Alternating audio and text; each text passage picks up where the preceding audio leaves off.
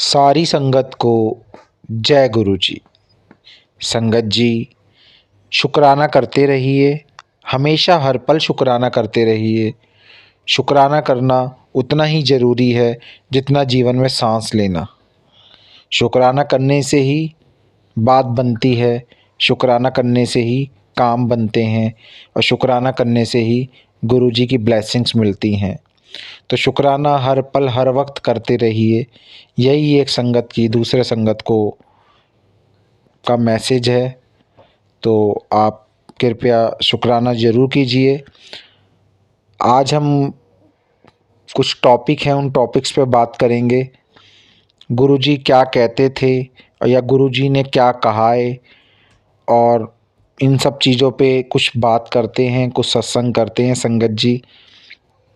सत्संग बहुत इम्पोर्टेंट है, बहुत महत्वपूर्ण सत्संग है।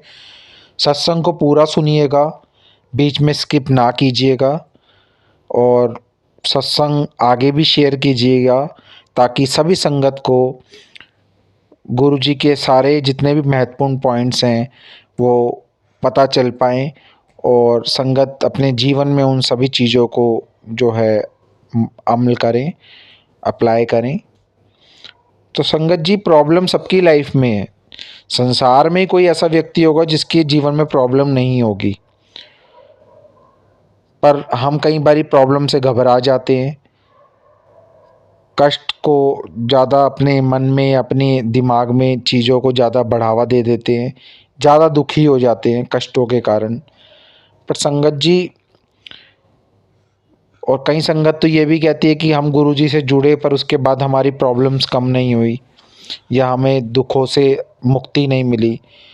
तो संगत जी, जो कर्म है, कर्मों के तो आपको जो है पिछले जन्म का कर्म है या जो भी आपके भाग्य लेखा में जो कर्म लिखे हुए हैं, उन कर्मों के जो भी परिणाम स्वरूप जो भी आपको कष्ट दुख मिलते हैं उनको तो आपको झेलना ही पड़ेगा। बट गुरुजी से जो संगत जुड़ी है या गुरुजी उन से जो जिसने कनेक्टिविटी बनाई है, तो गुरुजी ने उनको शक्ति प्रदान करी है उन कष्टों और दुखों से लड़ने की, उनसे मुक्ति पाने की। प्रॉब्लम्स तब भी थी, आज भी है, बट उनको कैसे टैकल करना है ये गुरुजी की संगत जानती है, ये गुरुजी की संगत को पता है। तो संगत जी, इन सब चीज़ों पे ज़रूर ध्यान दीजिए। छोटी छोटी चीज़ें आप मेरे से ज़्यादा, आप मेरे से बेहतर जानते हैं, पर फिर भी संगत जी, इन चीज़ों को कई बारी हम दरकिनार कर जाते हैं, भूल जाते हैं या इग्नोर कर देते हैं। तो शुक्राना ज़रूर कीजिए और प्रॉब्लम्स को अपनी लाइफ में इतना ज़्यादा बड़ा मत होने दीजिए और नेगेटिविटी कभी मत लाइए अपनी लाइफ में। हमेशा पॉजिटिव रहिए। और गुरुजी को अगर आप अपने घर पे, गुरुजी के कई लोग कहते हैं हमने गुरुजी की गद्दी लगाई या गुरुजी का अपने घर में सत्संग करा या गुरुजी का हमने अपने घर में स्वरूप लगा रखा है, उनकी गद्दी लगा रखी है, पर हमको गुरुजी की जो एक अनुभूति नहीं होती, उनका प्रेजेंस हमको जो है नहीं महसूस होता। तो संगत जी, गुरुजी हमेशा जो है एक भाव के, एक सच्ची आस्था के और एक सच्चे मन से की गई पूजा, सच्चे मन से लगाया गया भोग और सच्चे मन से उनके प्रति जो आस्था रहती है ना, जहाँ पे वो रहती है और जहाँ साफ सफाई रहती है, जहाँ जो है हमेशा मंत्र जाप होता है, जहाँ प्रॉपर गुरुजी और भगवानों की, सभी भगवानों की पूजा भी होती है, जहाँ एक पॉजिटिविटी माहौल रहता है, जिस घर में लड़ाइयाँ झगड़े नहीं होते, जिस घर में फैमिली तरीके से, तौर तरीके से रहती है, नियम अनुसार रहती है, उस घर में गुरुजी की प्रेजेंस होती है।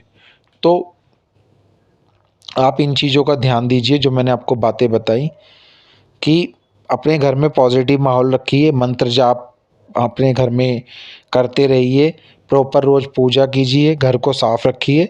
गुरुजी की प्रेजेंस हमेशा आपके घर में रहेगी और आपके घर में कोई भी ब्लैक मैजिक या कोई भी गलत चीज़ जो है कभी दूर दूर तक भी जो है ऐसी कोई कभी कोई चीज़ नहीं हो सकती। बीमारियां भी आपके घर से दूर रहेंगी। और गुरुजी की कुछ बातें जो गुरुजी हमेशा कहते थे, मैं आपके साथ शेयर करना चाहता हूँ ताकि आपको पता रहे ये भी गुरुजी उस समय जब गुरुजी ने चोला नहीं त्यागा था, जब गुरुजी अपने फिजिकल फॉर्म में थे तो गुरुजी क्या क्या कहते थे।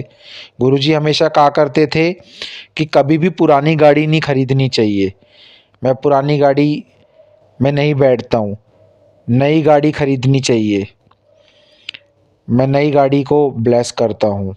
तो संगत जी, बात समझने वाली है। गुरुजी ने कहा है तो इस बात में कहीं ना कहीं बात में बहुत ज़्यादा दम होगा, या गुरुजी ने कहा है तो बात बहुत ज़्यादा सोचने समझने वाली है कि संगत जी, गुरुजी जो भी कहते हैं उन चीज़ों को ध्यान में ज़रूर रखिए। गुरुजी कहा करते थे कि हस्बैंड वाइफ का जो रिश्ता होता है ना, बहुत पवित्र होता है। इसमें दोस्ती भी होनी चाहिए, एक अपनापन दोनों में होना चाहिए, एक दूसरे के लिए टाइम भी होना चाहिए।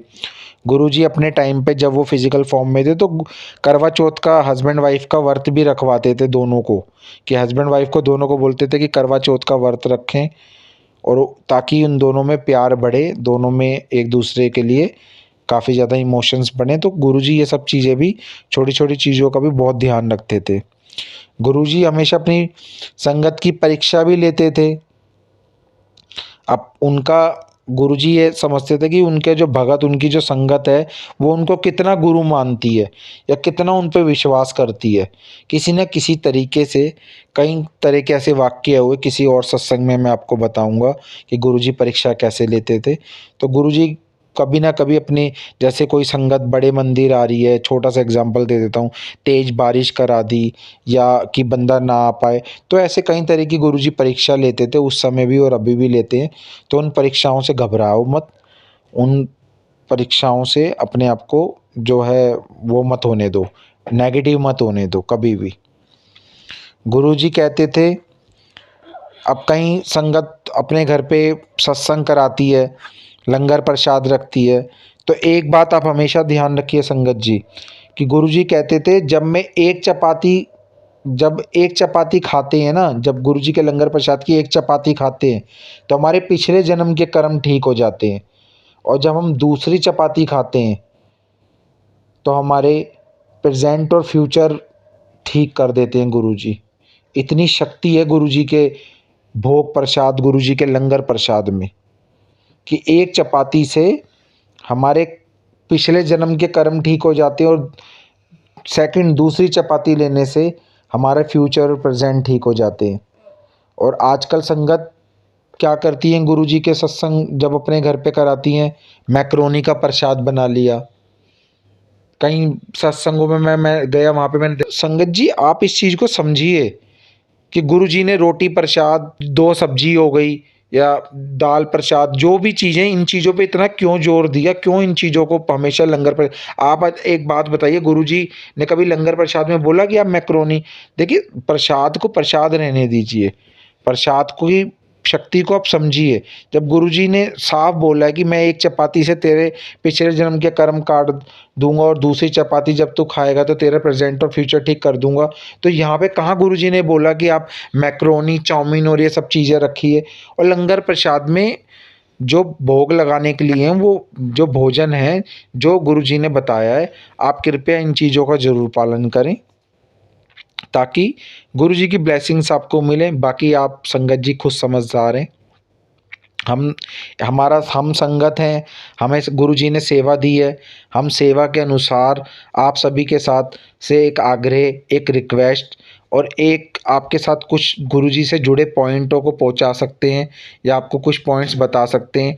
बाकी आपको खुद इन चीज़ों पर अमल करना है, खुद इन चीज़ों को अपने सत्संग पे और अपने जीवन में अप्लाई करना है, ताकि गुरुजी की ब्लेसिंग्स आपको प्रॉपर रूप से मिलती रहे, और गुरुजी हमेशा आपके साथ रहें, आपके इर्द गिर्द रहें। गुरुजी हमेशा कहते थे कि तू घबराई ना, मैं तेरे साथ, तेरे पीछे खड़ा हूँ, तेरे नाल खड़ा हूँ, तू मेरे स्वरूप से बात कर, टेलीपैथी के थ्रू मेरे से कनेक्टिविटी बना। गुरुजी ने हमेशा कहा है, पर आज की संगत पता नहीं किन बातों पे आ जाती है, कहाँ कहाँ ध्यान लगाने लग जाती है, क्या क्या सोचने लग जाती हैं, कई तरह के वहम पाल लिए हैं संगत ने। तो संगत जी, इन सारी चीज़ों को समझिए, मैं जो आपको समझाना चाह रहा हूँ, कहने चाह रहा हूँ। और सत्संग बहुत अच्छी बात है, आप करवाते हैं अपने घर में और गुरुजी को अपने घर में बुलाते हैं, गुरुजी की गद्दी रखते हैं। बट जो नियम है, उनको सबसे पहले आप पढ़ लीजिए। मैंने इस पे भी वीडियो डाली है, सत्संग कैसे करें, अपने घर में सत्संग कैसे करवाएँ। अब उन सब चीज़ों का भी ज़रूर पालन कीजिए, बस मैं इतना ही आपको कहना चाहूँगा। बाकी संगत जी, सच्चे मन से मानोगे तो गुरुजी हमेशा आपके साथ हैं, हर पल आपके साथ हैं। गुरुजी का मंत्र जाप कीजिए, गुरुजी से कनेक्टिविटी बनाइए, बातें कीजिए। अगर आप नहीं मानोगे, हमेशा अपने माइंड को नेगेटिव रखोगे, तो संगत जी फिर मैं क्या, कोई भी संगत या कोई भी संगत आपको नहीं वो कर सकती। आप बातों को समझिए, मैं क्या कहना चाह रहा हूँ। तो संगत जी, यहीं पे मैं अपनी वाणी को विराम देना चाहूँगा। अगर मेरी कोई बात आपको बुरी लगी हो या मैंने कुछ गलत बोल दिया होगा, तो गुरुजी से और सारी संगत से मैं जो है क्षमा प्रार्थी हूँ। और मंत्र जाप करते हैं, फिर मैं यहीं पे सत्संग को समाप्त करूँगा। ओम नमः शिवाय, शिवजी सदा सहाय। ओम नमः शिवाय, गुरुजी सदा सहाय। जय गुरुजी, शुक्राना गुरुजी।